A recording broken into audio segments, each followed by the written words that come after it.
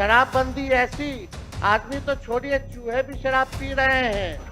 CM जिस रफ्तार से भाजपा के लोगों के चरणों में गिर रहे हैं, उसी रफ्तार से लगातार बिहार में पुल गिर रहे हैं, पर्चे लीक हो रहे हैं, अपराधी बेखौफ हैं, बेकसूर युवाओं पर लाठी बजाई जा रही है। अपराध की खबरों से अखबारों का रंग लाल और सरकार का मुंह काला हुआ पड़ा है महोदय। एनसीआरबी का आंकड़ा देखे तो 2005 के अनुसार के बाद 20 साल में 65,000 से अधिक हत्याएं हुई और पिछले साल कम्युनल वायलेंस में बिहार देश में दूसरे नंबर पे रहा महाराष्ट्र के बाद। कहीं भी आप चले जाइए, बिना घूसखोरी दिए हुए काम नहीं होता। कोई काम हो सबका तय है, थाना हो, ब्लॉक हो, सीना जोड़ी से रिश्वत चल रही है महोदय, सीना जोड़ी से रिश्वत चल रही है, धड़ल्ले से जो है चल रहा है महोदय। सीओ इतने आउट ऑफ कंट्रोल हो गए हैं कि डीएम की भी नहीं सुनते हैं महोदय। क्यों सुनेंगे? सीधे सीएम आवास से उनका ट्रांसफर पोस्टिंग होता है। रोका तो सीओ काहेला सुनेगा? सीओ तो डायरेक्ट सीएम ऑफिस से जुड़ा हुआ है, वहीं से ट्रांसफर पोस्टिंग चल रहा है। और सीएम के अधिकारी जो चुनिंदा रिटायर्ड वही लोग जो है सुधरे हुए हैं। ये सच्चाई है मोदी।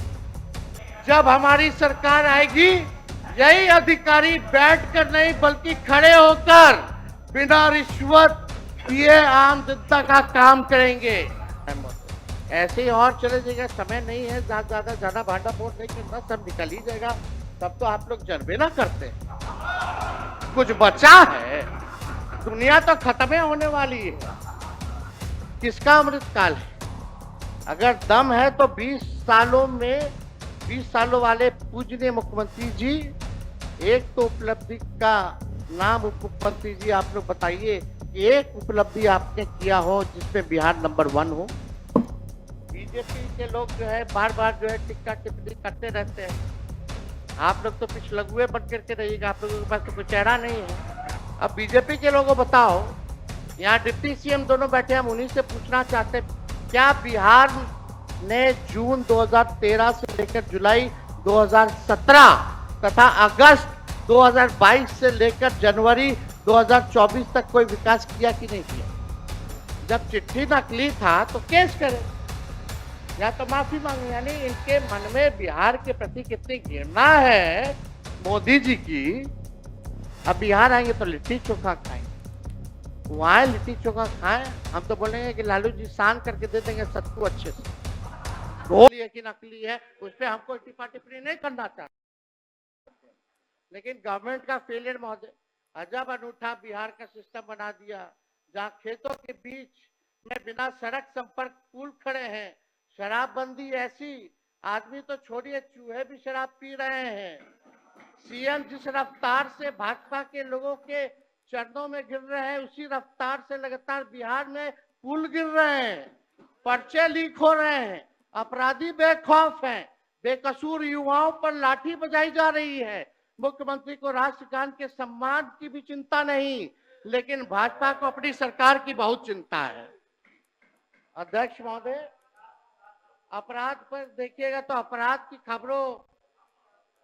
अपराध की खबरों से अखबारों का रंग लाल और सरकार का मुंह काला हुआ पड़ा है महोदय। एनसीआरबी का आंकड़ा देखे तो 2005 के अनुसार के बाद 20 साल में 65,000 से अधिक हत्याएं हुई। 20 साल का इनका शासन का 65,000 से ज्यादा हत्याएं हुई हैं, 25,000 रेप हुआ है, 1 लाख किडनैपिंग हुई है, 3 लाख चोरियां हुई हैं महोदय। ये स्थिति अपराध की। और पिछले साल कम्युनल वायलेंस में बिहार देश में दूसरे नंबर पे रहा महाराष्ट्र के बाद। ये आंकड़े हैं महोदय एनसीआरबी का। और बिहार पुलिस की तो ऐसी स्थिति हो गई है कि अपराध इतना बढ़ गया कि अपना जो वेबसाइट है biharpolice.nic.in, उसमें अपलोड ही नहीं कर रही है डाटा। कई सालों से डेटा अपलोड नहीं कर रही है। क्या चीज का डर है?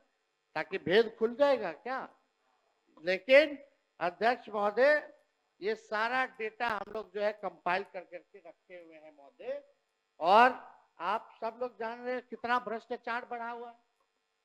कहीं भी आप चले जाइए, बिना घूसखोरी दिए हुए काम नहीं होता। कोई काम हो सबका तय है, थाना हो, ब्लॉक हो, सीना जोरी से रिश्वत चल रही है महोदय, सीना जोरी से रिश्वत चल रही है, धड़ल्ले से जो है चल रहा है महोदय। अभी सीओ का दाखिल खारिज जमाबंदी संबंधित वर्ष 2008 से अब तक कुल 1,36,00,000 वाद दायर किए गए, जिसमें से 52 लाख वाद को रिजेक्ट कर दिया गया तथा अभी भी रिश्वत नहीं देने के कारण लगभग 2,29,000 वाद विभिन्न जिलों में लंबित है महोदय। सीओ इतने आउट ऑफ कंट्रोल हो गए हैं कि डीएम की भी नहीं सुनते हैं महोदय। क्यों सुनेंगे? सीधे सीएम आवास से उनका ट्रांसफर पोस्टिंग होता है। मतलब एक सीएम के कार्यालय ही ईमानदार है, बाकी सब मंत्री और विभाग बेईमान हैं। राम सूरत राय मंत्री थे, आलोक मेहता मंत्री रहे, दिलीप जायसवाल मंत्री रहे, इन सब ने जितना ट्रांसफर पोस्टिंग किया सबको सीएम हाउस के अधिकारी ऑफिस से रोक दिया गया। रोका कि नहीं रोका? तो सीओ काहेला सुनेगा? सीओ तो डायरेक्ट सीएम ऑफिस से जुड़ा हुआ है, वहीं से ट्रांसफर पोस्टिंग चल रहा है। कहाँ किसी का सुनाई होता है? बाकी सब भ्रष्ट हैं। अरे वो सीएम है हमारे, और सीएम के अधिकारी जो चुनिंदा रिटायर्ड फिटायर्ड, वही लोग जो है सुधरे हुए हैं। ये सच्चाई है मोदी। आप बताइए, एक लौते वही लोग हरिश्चंद्र है, बाकी सब भाजपा का हो, राजद का हो, वो सब भ्रष्ट है। यहाँ बैठे सभी विधायक बताएं कि अंचल कार्यालय में भ्रष्टाचार है कि नहीं। सब किसी से नहीं छुपा है। बिना रिश्वत दिए हुए दाखिल खारिज नहीं हो रहा, ये सच्चाई है। लेकिन हम सबको आश्वस्त करते हैं, जब हमारी सरकार आएगी, यही अधिकारी बैठकर नहीं बल्कि खड़े होकर बिना रिश्वत दिए आम जनता का काम करेंगे। अरे जिस शासक का इकबाल खत्म हो जाए, तब उसकी तो आदेशपाल और चौकीदार भी नहीं सुनता महोदय। मुख्यमंत्री जी का इकबाल अब खत्म हो चुका है महोदय। बिहार में यही हो रहा है। आप देखिएगा, बिल्डिंग मेंटेनेंस के नाम पे महोदय, हाउस कीपिंग रख रखाव के नाम पे 583 करोड़ रुपए खर्च किए जा रहे हैं। समझ रहे हैं? खाली रख रखाव के लिए। विकास भवन हो, विश्वेश्वरैया भवन, Sardar Patel Niyojan Bhawan, Samrat Ashok convention centre, Bapu tower, Rajgir convention centre, Bihar museum, सचिवालय परिसर के साफ सफाई को लेकर के, यानी जीएसटी 18% मिला दो तो 688 करोड़ रुपए सालाना केवल रख रखाव और पोछा साफ करने के लिए जो है खर्चा किया जा रहा है। यह काम प्राइवेट कंपनियों को दिया गया है, जिसमें इनके अधिकारी और नेताओं का कमीशन है। मैं बताता हूं कि किस भवन पर कितने खर्चे हैं महोदय। अब आप देखिए महोदय, बिहार म्यूजियम का प्रोजेक्ट का कॉस्ट 500 करोड़ रुपया और साल में साफ सफाई के लिए 30 करोड़ रुपया। सरदार पटेल भवन का प्रोजेक्ट कॉस्ट 305 करोड़ और साफ सफाई के लिए लगभग 16.5 करोड़ हर साल। आप बैठ जाइए ना, बैठ जाना।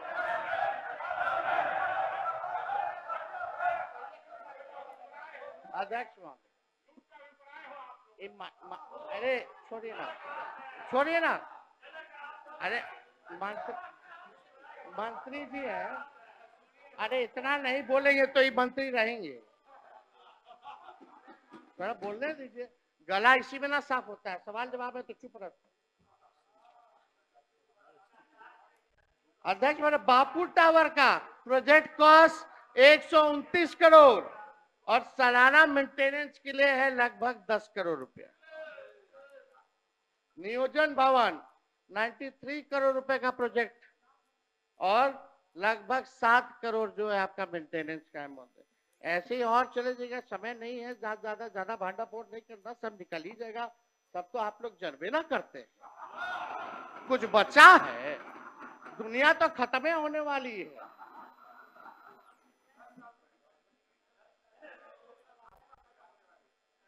महोदय, अस्पतालों में रुई है तो सुई नहीं, सुई है तो रुई नहीं। स्वास्थ्य सेवाओं में अभी 49% पद खाली है। मैंने स्वास्थ्य मंत्री रहते हुए 20 अगस्त 2023 को, सुन लीजिए, 20 अगस्त 2023 और 24 जनवरी 2024 को 1,31,793 नए पदों का सृजन संबंधी संचिका पर हस्ताक्षर कर नए पद सृजित किए थे। लेकिन एक हफ्ते बाद हमारी सरकार गिर गई और अभी स्वास्थ्य विभाग और वित्त विभाग में धूल फांक रहा है महोदय। ये फाइल पब्लिक हेल्थ कैडर का देख लीजिएगा, हम तारीख बता रहे, रिकॉर्ड है। एजुकेशन की बात करते तो जो जाति आधारित गणना हुई उसके रिपोर्ट के आधार पे हम ये बताना चाहते हैं, आपने 20 साल में क्या किया, आप आंकड़े बताते हैं। वही आंकड़े जो हमारी पहली जो जातिगत आर्थिक सर्वे के सामने जो आया, शायद आपने पढ़े भी होंगे, नहीं भी पढ़े होंगे, कोई अधिकारी बताया कि नहीं बताया हमको नहीं पता, लेकिन अनुसूचित जाति की कुल आबादी का सिर्फ 0.015% तथा अत्यंत पिछड़े वर्ग के सिर्फ 0.005% ही लोग डॉक्टर हैं। यानी इन वर्गों में मेडिकल एजुकेशन प्राप्त करने वालों की संख्या आधे से आधा प्रतिशत भी नहीं है। अनुसूचित जाति की कुल आबादी का सिर्फ 0.1% तथा अत्यंत पिछड़े वर्ग की सिर्फ 0.16 इंजीनियर हैं, मात्र इंजीनियर। यानी इन वर्गों में भी इंजीनियरिंग करने वालों की संख्या आधा प्रतिशत या उनसे भी प्रतिशत में कम है महोदय। यह अति पिछड़ा और दलित समाज का ये आंकड़ा है महोदय। बताइए क्या डॉक्टर, कहाँ इंजीनियर, कौन लोग हैं? आधा का आधा प्रतिशत भी नहीं है। जाति आधारित गणना का रिपोर्ट थोड़ा पढ़ लीजिएगा तो जानकारी हो जाएगा सबको। राज्य के सरकारी नौकरी में अनुसूचित जाति की कुल आबादी का सिर्फ 1.13% तथा अत्यंत पिछड़ों का 0.98% जो है 0.98% ही सरकारी नौकरी में, यानी 1% भी नहीं। अति पिछड़ा का सरकारी नौकरी में। मेडिकल एजुकेशन और इंजीनियरिंग छोड़िए, सामान्य स्नातक भी इन वर्गों के बहुत कम है महोदय। और आप एनडीए के लोग अमृत काल सेलिब्रेट कर रहे हैं। किसका अमृत काल है? अगर दम है तो 20 सालों वाले पूजनीय मुख्यमंत्री जी, एक तो उपलब्धि का नाम उप मुख्यमंत्री जी आप लोग बताइए कि एक उपलब्धि आपने किया हो जिसमें बिहार नंबर 1 हो। एक उपलब्धि बताइए जिसमें बिहार नंबर 1 हो। ये 20 साल आपका बिहार इतिहास में गायब काल के नाम से जो है जाना जाएगा। बीजेपी के लोग जो है बार बार जो है टिक्का टिप्पणी करते रहते हैं। आप लोग तो पिछलगुए बन करके रहिएगा, आप लोगों के पास तो कोई चेहरा नहीं है, लटकने बन के रहिएगा। अटल जी का तो सपना आप लोग लायक नहीं है कि पूरा कर दे। अगर है तो एक बार कभी कभी अकेले अकेले लड़ लिया जाए चुनाव, अभी अकेले लड़ देख लिया जाएगा किसमें किसका कितना जनाधार है, किसमें कितना दम है, जनता किसके साथ है। अब बीजेपी के लोगों बताओ, यहाँ डिप्टी सीएम दोनों बैठे, हम उन्हीं से पूछना चाहते हैं, क्या बिहार ने जून 2013 से लेकर जुलाई 2017 तथा अगस्त 2022 से लेकर जनवरी 2024 तक कोई विकास किया कि नहीं किया? बताइए, किया कि नहीं किया? बोलेंगे तो भी फंसेंगे, नहीं बोलेंगे तो भी फंसेंगे, ऐसी स्थिति है। वो क्या बोलेंगे? हम ही लोगों के ना बजटवा पढ़ रहे थे। 7 निश्चय 2015 का चुनाव के बाद से ना शुरू हुआ। जाति आधारित गणना हमारे वक्त हुई ना, नौकरी हम ही लोग के समय ना मिला, स्पोर्ट्स पॉलिसी, टूरिज्म पॉलिसी सब तो हम ही लोगों के टाइम में बना। तो काम तो हुआ कि नहीं हुआ? बताइए। आप लोग जब विपक्ष में थे तो काम हुआ कि नहीं हुआ? खैर छोड़िए, क्या बोलेंगे ये लोग, बोलने के लिए कुछ है थोड़ी। जून 2013 में, चलिए ये बता दीजिए, जून 2013 में आपको छोड़ा, लेकिन उससे कई महीने पहले ही सरकार काम पे ठप हो गया था। फिर मांझी जी को बनाया गया, उनके हाथ बांध दिए, इनके मंत्री कैबिनेट की बैठक में नहीं जाते थे। फिर उनको हटाना था तो गवर्नेंस का काम काज ठप कर दिया। फिर 2017 में हमसे अलगाव करना था तो काम काज ठप कर दिया। फिर 2022 में आपसे अलगाव करना था तो गवर्नेंस ठप हो गया। फिर 2024 में वही, यह अस्थिर दिल, दिमाग और विचार की निशानी है और व्यक्तिगत महत्वाकांक्षा तथा स्वार्थ की प्रकाशता है। महोदय, मुख्यमंत्री जी का ये समझना पड़ेगा। अब सेंट्रल गवर्नमेंट को पता नहीं क्या बिहार से तकलीफ है।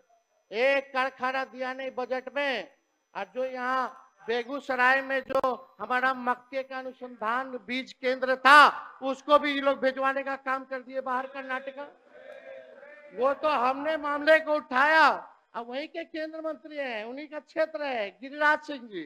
पता नहीं दिसंबर का चिट्ठी है, आप नहीं बोले, आप चुप रहे। बिहार से बाहर किया गया, दर्जन भर केंद्र मंत्री है, राज्य मंत्री है बिहार का, वो लोग चुप रहा, सांसद लोग चुप रहा। क्यों चुप थे आप लोग? एक प्रतिक्रिया नहीं आई। जब हमने मामला उठाया तब शिवराज चौहान जी जो आनंद फानंद में जाके बोल रहे कहीं नहीं जाएगा, कहीं नहीं जाएगा। तो चिट्ठियां नकली था तो केस करो मेरे पर। जब चिट्ठी नकली था तो केस करे या तो माफी मांगे। यानी इनके मन में बिहार के प्रति कितनी घृणा है मोदी जी की। अब बिहार आएंगे तो लिट्टी चोखा खाएंगे, वहां लिट्टी चोखा खाएं, हम तो बोलेंगे कि लालू जी सान करके दे देंगे सत्तू अच्छे से, घोड़ भी दिया जाएगा कि पिला दिया जाए उनको। अब तो साल भर यही ना करेंगे, एक जाएंगे तो एक आएंगे, एक जाएंगे तो एक आएंगे, एक भागेंगे तो एक पकड़ेंगे। हम तो स्वागत, हम तो खिलाने मेहमान नवाजी करेंगे। बिहार जो है ना नितिन जी, बिहार ज्ञान और मोक्ष की धरती है। चुनाव के बाद सबको ज्ञान आ जाएगा, अच्छे से विदा किया जाएगा, अज्ञानियों को ज्ञानी बना के भेजा जाएगा। चिंता नहीं करना है। आरक्षण 65% आरक्षण से क्यों आपको दिक्कत है? क्यों नहीं शेड्यूल लाइन में डाला गया? हम लोग का अभी भी मांगे कि अभी भी आगे बढ़ा दीजिए, 1-2 दिन और सत्र का नया विधेयक लाइए, 65% या 75% करके लाइए, हम लोग पास करते हैं। केंद्र को भेजिए और 24 घंटे के अंदर करवा दो। 9वीं अनुसूची में तो मान जाए, नहीं तो हम तो वही समझेंगे बीजेपी आरक्षण चोर, आरक्षण खोर पार्टी है।